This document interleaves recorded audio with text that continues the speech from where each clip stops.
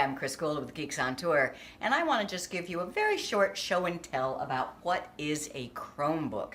The one I'm using happens to be an Asus Flip C100P, and look how little and compact it is.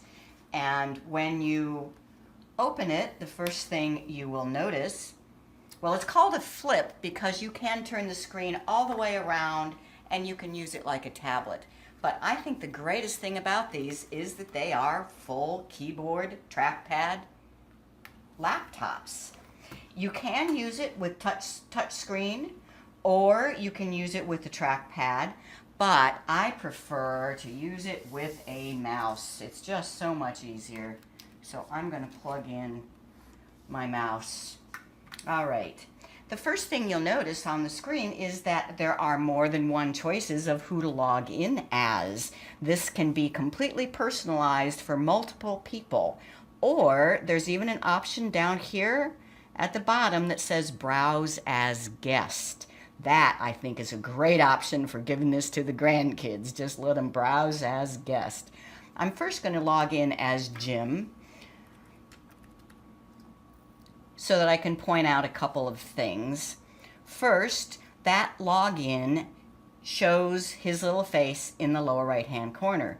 Oops, I currently have no Wi-Fi, so I better go in here and connect to a network. And that looks better.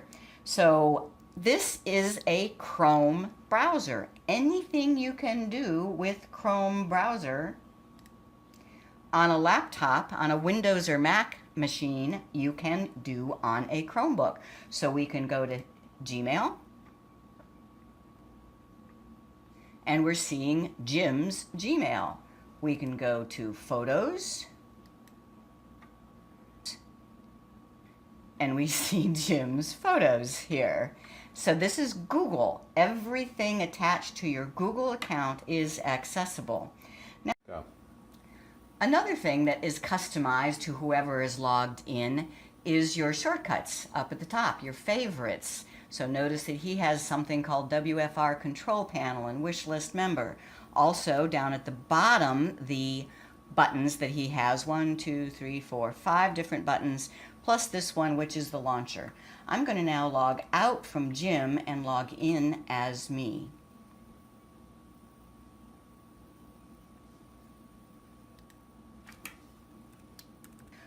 So here I am back at a Chrome browser, logged in as me, and notice that I have different buttons up at the top because this is my personalized browser settings.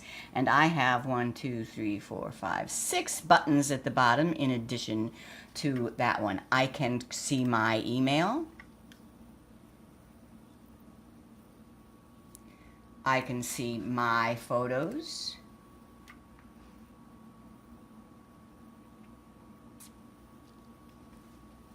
So a personalized computer that can do anything you can do with the Chrome browser. But what about if you are offline? So a browser requires an internet connection, right? And if I go down to my settings at the lower right and turn off Wi-Fi, now when I try to go to a website, I get there is no internet connection. But you can still create documents by using the Chrome web apps. So I have Google Docs, and there's a certain amount of storage on here. If I click the plus, I can make a new doc, offline doc. Now I can type anything I want, even though I am offline. When I'm done, I just close the tab. I can also create a spreadsheet by using the web app, the Chrome web app for Google Sheets. If you know how to use Excel, you know how to use Google Sheets. I click the red plus to make a new sheet. I'm going to call it MPG start editing. As I say, this is just like Excel. So I want miles and gallons and miles per gallon. So if we traveled 320 miles and put in 22 gallons, now I tap the equals, the miles divided by the gallons. And that's way too many decimal places, so I'll change that option. And you get the idea. And this was all done offline. Now the next time I go back online, those files that are on this device will synchronize to my Google Drive in the cloud. And when you're done, you sign out and shut down.